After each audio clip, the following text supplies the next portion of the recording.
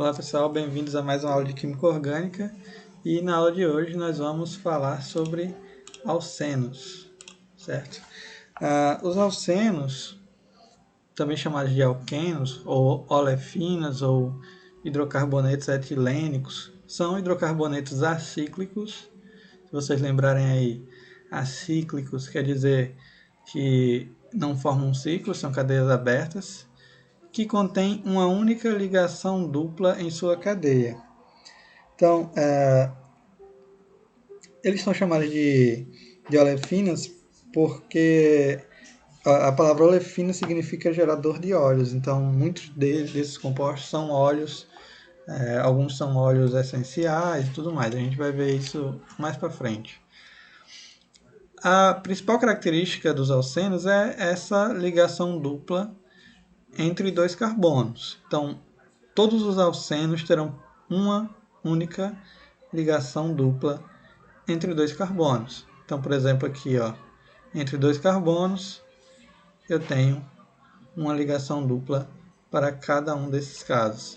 E aí a gente fica pensando, onde que eu aplico, onde que eu uso, onde que eu encontro os alcenos, né? Aqui eu só coloquei as fórmulas estruturais e moleculares, mas daqui a pouco a gente vai aprender a como fazer a nomenclatura desses compostos.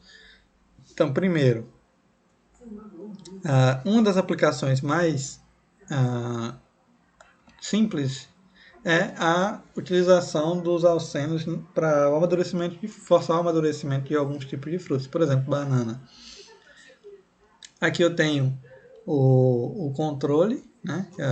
Imagina que você pega 2 palmas de banana, você coloca uma aberta ao ambiente e outra você coloca num recipiente fechado, uma caixa, um saco plástico, enfim.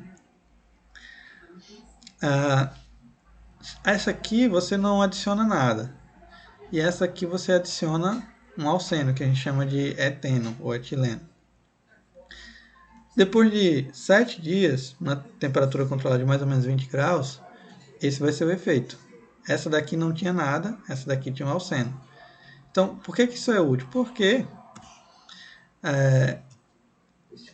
é muito mais fácil, muito mais simples o produtor, né, colher a fruta mais ou menos verde e ter um tempo maior de prateleira para poder vender do que estragar a fruta e perder o seu investimento. Então, por conta disso, algumas técnicas e alguns compostos são bastante úteis na indústria química e na indústria de alimentos. Então, no caso dos alcenos, o composto mais simples é o eteno. Ele tem 2 carbonos, que é essa estrutura aqui, que é justamente esse primeiro aqui da tabela. É o menor deles e o mais simples. Ele é produzido naturalmente por frutos verdes e age no amadurecimento desses frutos. Então, aqui, os dois produzem alceno, mas a proporção de produção deles é muito baixa. Quando a gente embrulha as bananas em um jornal, ou em um saco, ou em uma caixa, por exemplo, aprisiona-se o etileno, né, esse alceno aí, e isso faz acelerar o amadurecimento das frutas. Isso, na verdade, é uma forma da gente imitar o que acontece na natureza. Esse processo já acontece naturalmente, as frutas elas amadurecem naturalmente, mas se você quer acelerar o processo ou torná-lo mais rápido numa grande escala, você precisa utilizar esse alceno para promover o amadurecimento rápido da fruta. Então, isso aí está presente no nosso dia a dia, nos mercados, nos produtores de fruta, nos fruticultores. Uma outra aplicação dos alcenos é o propeno, que é conhecido como propileno. Ele é produzido nas indústrias em grandes quantidades e ele é transformado no plástico denominado polipropileno. Polipropileno é um tipo de polímero. Os polímeros eles são utilizados principalmente como plásticos. Então, no caso do polipropileno, ele depois que você produz o plástico a partir do propeno, são feitos fitilhos, fios finos na forma de barbante. E isso pode ser utilizado para aplicação de diversas formas. Uma das mais comuns é a junção desses fitilhos aí de plástico de polipropileno para produção de para-choques de automóveis. Ele pode também ser usado como fios finos para costura, para materiais diversos para aplicação industrial, enfim. Ele é bastante útil na indústria química, certo? Então, os alcenos eles são bastante comuns no nosso dia a dia, mesmo que a gente não perceba de fato, mas eles estão presentes e nas diversas formas e de diversas maneiras. As maiores aplicações vêm da indústria petroquímica, principalmente do craqueamento do petróleo para a produção desses compostos. Muitos desses compostos são produzidos a partir do craqueamento do petróleo. E os principais alcenos têm a sua produção a partir desse processo, certo? Então, vamos ver agora a questão da nomenclatura dos alcenos. Então, veja só, para cadeias maiores que 2 carbonos, por exemplo, que 3 carbonos, a posição da ligação dupla ela deve ser levada em consideração. Quando nós temos cadeias menores, nem tanto. Veja só, primeiro, deixa eu colocar aqui, vamos considerar uma cadeia pequena de um alceno. 2 carbonos só, por exemplo. Vejam, aqui ó, eu tenho 2 carbonos, certo? Então, 2 carbonos, 2 hidrogênios. Tá aqui. Se eu colocar aqui como carbono, só um minuto.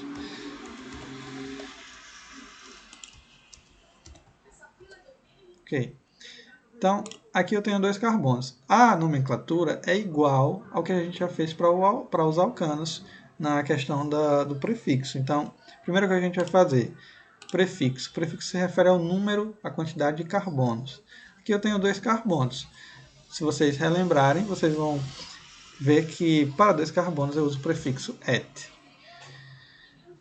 Em seguida, o infixo ele se refere ao tipo de ligação no qual o hidrocarboneto ou composto em destaque apresenta. Nesse caso, a gente tem uma ligação dupla. Então, diferente dos alcanos, que só tinham ligações simples, agora nós temos ligações duplas. Nós temos alcenos. Então, basta lembrar desse nome aí, alceno, e a gente vai saber o infixo que a gente vai usar, justamente esse, N, de alceno. E, né, como eu falei para vocês, todos os hidrocarbonetos que a gente vai trabalhar, a gente vai utilizar o sufixo O por ser hidrocarboneto. Então, aqui eu tenho um eteno, que é justamente o alceno mais simples de todos. Se eu aumentar aqui um carbono, vamos adicionar um carbono aqui. Deixa eu mudar aqui. Aí eu não tenho mais um eteno, porque eu não tenho 2 carbonos, agora eu tenho 3 carbonos. E o prefixo para 3 carbonos é prop. Prop mais N, da ligação dupla, mais O. Ok, propeno. Então nós temos aí o nome do composto. Agora, quando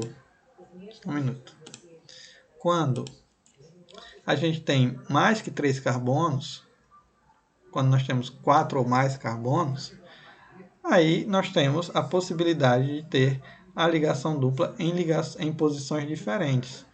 Consequentemente, devido a essa posição, nós teremos moléculas diferentes. Então, por exemplo, se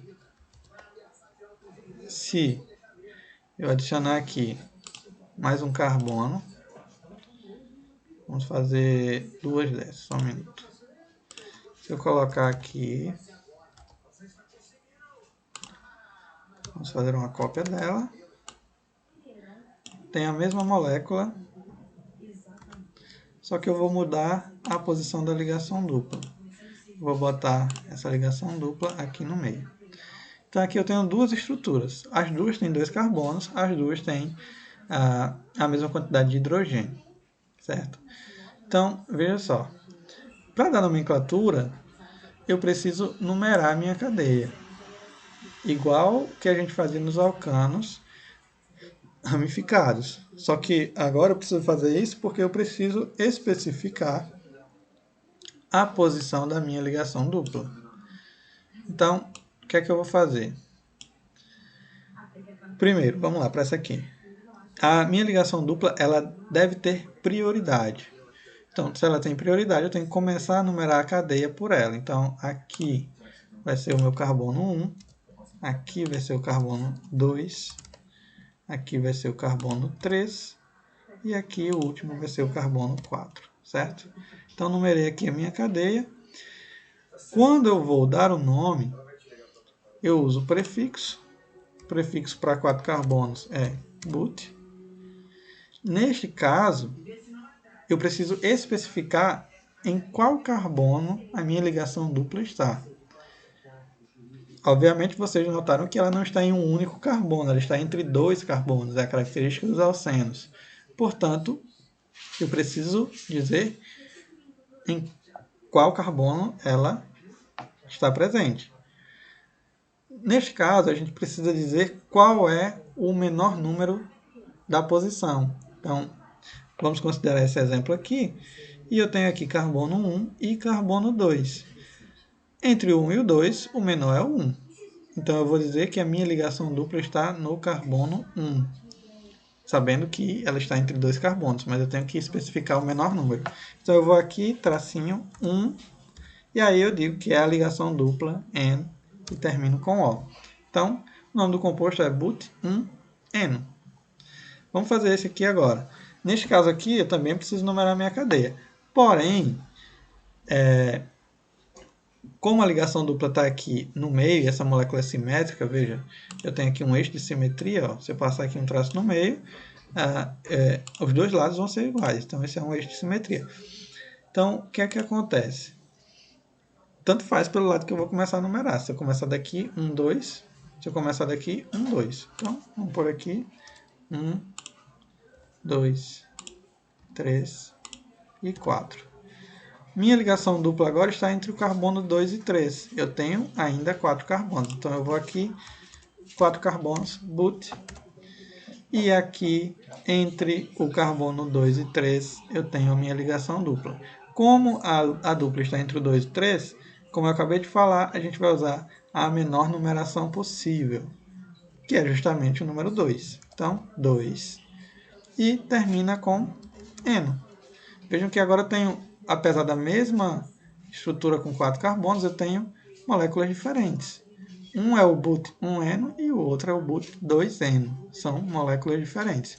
Por isso que eu preciso especificar a posição na qual a ligação dupla está, para que a partir daí eu possa dizer qual composto é especificamente, certo? Então, aqui, só um minuto, aqui nessa estrutura eu tenho a ligação dupla em posições diferentes. Então, veja só, como os dois primeiros compostos são diferentes, seus nomes deverão ser evidentemente diferentes. As regras da IUPAC mandam indicar a posição da ligação dupla por meio do número, que é o que a gente acabou de ver. Deve-se então numerar a cadeia a partir da extremidade mais próxima da ligação dupla e citar o menor dos dois números que abrangem a ligação dupla, escrevendo antes da terminação N. Então, veja só. Aqui, ó. 1, 2, 3, 4, but1N. Escrever 1-buteno ou buteno 1 está errado, de acordo com as regras da IUPAC. Da mesma forma aqui, ó, but2N, ao invés de 2-buteno. E aqui também está errado. Por quê? Porque eu não posso começar a numerar por esse lado, já que a minha ligação dupla está mais próxima dessa extremidade. A ligação dupla tem prioridade, portanto, a gente precisa começar a numerar a partir da extremidade mais próxima da dupla, ok? Então, vamos parar por aqui na nomenclatura dos alcenos. Daqui a pouco a gente volta com a nomenclatura dos alcenos ramificados, ok? Então, por agora é só.